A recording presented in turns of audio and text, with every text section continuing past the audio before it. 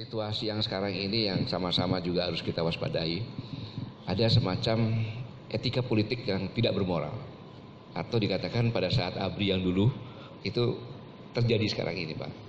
Sehingga suatu saat apabila kami-kami yang junior ini melakukan langkah yang di luar kepatutan para senior, itu hanya kami sebagai bayangkari.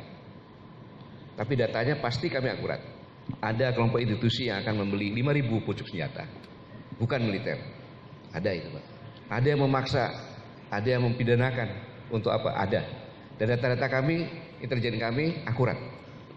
Kami masuk pada relung intinya, Pak. Tapi hanya untuk kami saja, Pak, itu. Ini untuk, karena kalau tidak ini, Pak, kalau tidak, bahkan TNI pun akan dibeli. Tidak semuanya di sini bersih, Pak. Jujur saya katakan, tidak semuanya bintang-bintang sini bersih. Tidak. Ada yang sudah punya keinginan dengan cara yang amoral untuk menempati jabatan. Ada. Dan saya berjanji, mereka akan saya buat merintih, Pak, bukan hanya menangis. Mereka akan saya buat berintih, bukan hanya menangis. Biarpun itu jenderal. Karena ini yang berbahaya, Pak. Kalau sudah TNI ditarik ke politik, sebuah negosiasi politik, selesai negara ini. Ujung-ujungnya nanti pasti kita nggak bisa berbuat apa lagi, Pak. Undang-undang pidana militer masuk, semua masuk. Itulah awal dari perkelahian. Dan itulah awal dari kehancuran negara. Maka apapun akan kami lakukan itu. Kami mau doa restu saja, Pak. Memakai nama presiden. Seolah-olah itu dari presiden yang berbuat. Padahal saya yakin itu bukan presiden. Informasi yang saya dapat kalau tidak A1 saya tidak akan sampaikan di sini. Ini yang saya pikir saya sebagai seorang manusia, sebagai seorang prajurit, saya dianugerahi Panglima TNI, cerita seorang prajurit sudah puncaknya, Pak.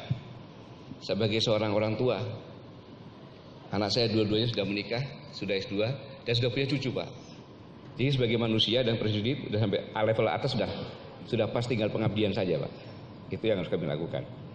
Jadi ini yang akhir mungkin Pak Wiranto tahu, coba mungkin Pak Wiranto lebih soft lagi beliau, Pak. Tapi itu yang terjadi, Pak. Sampai saya tolak. Bahkan saya katakan kita intip terus, kalau itu ada akan kita serbu.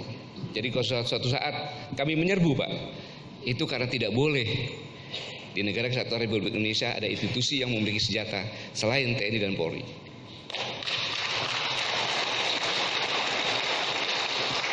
Dan polisi pun tidak boleh memiliki senjata yang bisa menembak tank dan bisa menembak pesawat dan bisa menembak kapal. Saya serbu kalau ada.